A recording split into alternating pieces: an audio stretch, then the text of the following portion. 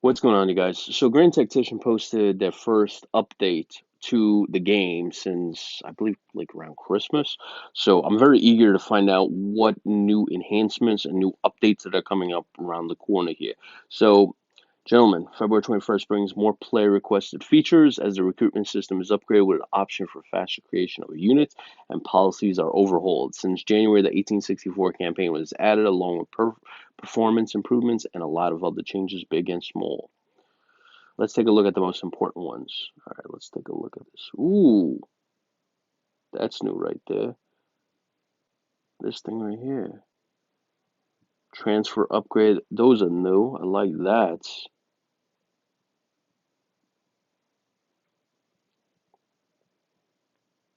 I wonder what this does. Oh, I see what this does. This gives you like a count of. Ah, that's pretty cool. I like that. That's pretty cool. All right, quality of life, recruitment. Many in the community have requested speeding up the flow of recruitment, especially when starting a new campaign. It takes time to get the recruitment going, getting weapons upgraded, and so on. To make life easier, we added a speed recruitment option to the grant management panel. The functionality is quite simple. First, you select the headquarters you wish to add the new units to.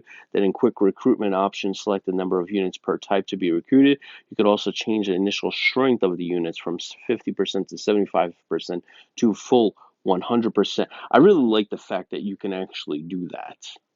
I really like that. So you can actually have a half-formed brigade, I like that. The smaller units will start growing in strength later with the additional reinforcements. Once happy, click to recruit and the units appear on the selected HQ. The recruitment state is chosen with the fastest arrival time, recruitment delay, and movement to join the army in mind. That's awesome. I really like that. You can also upgrade weapons for the best types available by simply clicking on the headquarters in question and then upgrade. Nice. Other recruitment related improvements are the availability of volunteers via militia and other acts. Also, recruitment delays are slightly increased. These combined mean that it will be slower to recruit large armies early on in the campaign. Policies overhaul. Another requested feature has been the policy and how they work. We also thought that the policies are not well balanced enough and that it was too easy to activate the maximum amount as research took quite little time. Yeah, I kind of ran into that when I was first playing the game when it first hit early access. Kind of like felt that. Instead of minor changes here and there, the whole system, along with policy effects, was revised. This is part of the campaign balancing, which has been ongoing and will continue till the game is released in full. First change is the pre-war policies, which are chosen when the campaign is started. These policies include many weak ones and few overpowered ones, making a choice for those who wish to change them from the historical ones rather simple. Now, the policy effects are more balanced, so the choice should be more interesting. As an example, some of the pre-war policies are required during the campaign to proceed past certain policies. Pre-war industrialization is required for industrialization 3 and 4 policies, and so on. Also, the policies subsidies link is changed. Previously, they made too little difference, as without any policies, you could invest up to $1 million to each subsidy, and policies would eventually increase this by 50% at most. In the revised system, without a policy, there are no subsidies available at all, and the subsequent policy levels increase the investment cap with increasing steps. The level 4 policies for industrialization, agriculture, and military will also include a bonus to nations' morale, nice support, and military experience. With the changes in place, the policies and acts will become more powerful and interesting to use. The previous update, which made the research speed depend on national support, that's cool, and multiple simultaneous research policies slower adds to this. Now the player needs to think a few steps ahead. I like that. That's good. I like that. The 1864 campaign. I'm really looking forward to actually playing this.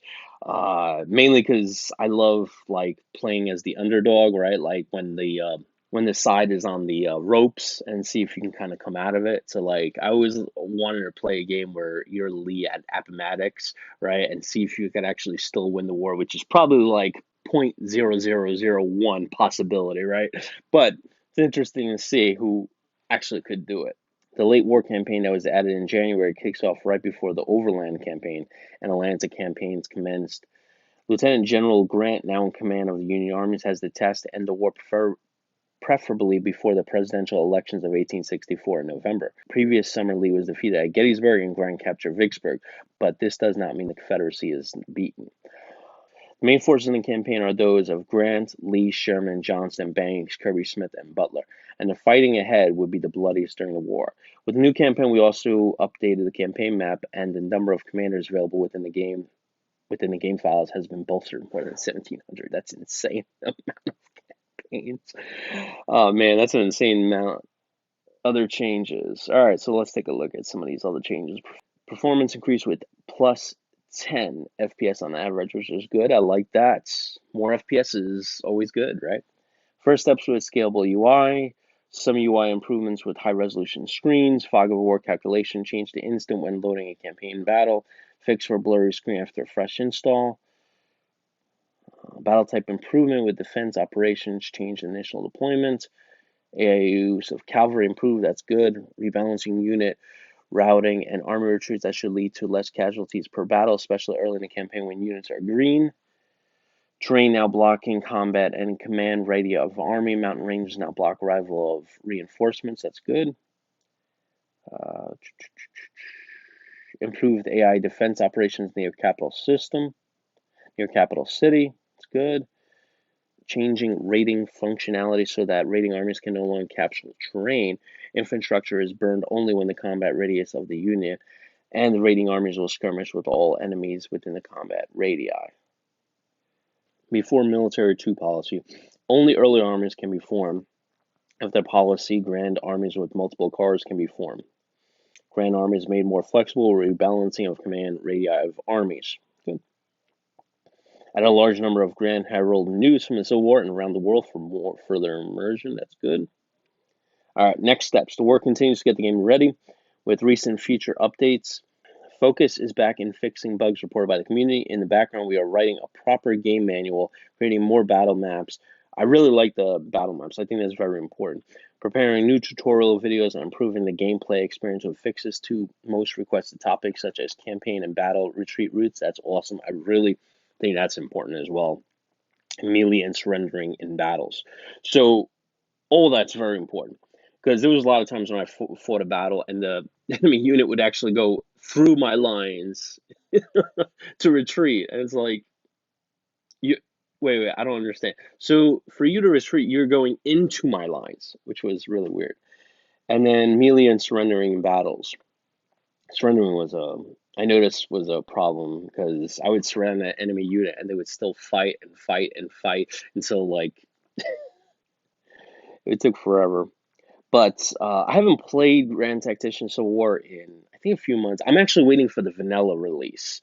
You know, I want the actual full experience. You know, I tried out the beta in early access, right, about mid 2020, right, in the fall as well. But I really want to wait for the full experience, for the full 1.0 vanilla experience. And from what I see, you know, they're listening to the community, they're adding tons of new features, focusing on things that the community wants improved, which is very, very important. I really like the policy changes here. 1864 campaign, love it. And I love that they included a performance increase. That's always good. So yeah, this is very good. I can't wait to full 1.0 release, which I'm hoping. I think it's summer 2021. But yeah, this is good. I really like it. Keep them coming, you know. I think when it releases, it's gonna be fireworks on Steam. I think it's gonna hit number one, and it's gonna stay at number one for quite a bit because this is going to be the top Civil War game ever made, and everybody's gonna want a piece of it. All right, guys, catch you next one.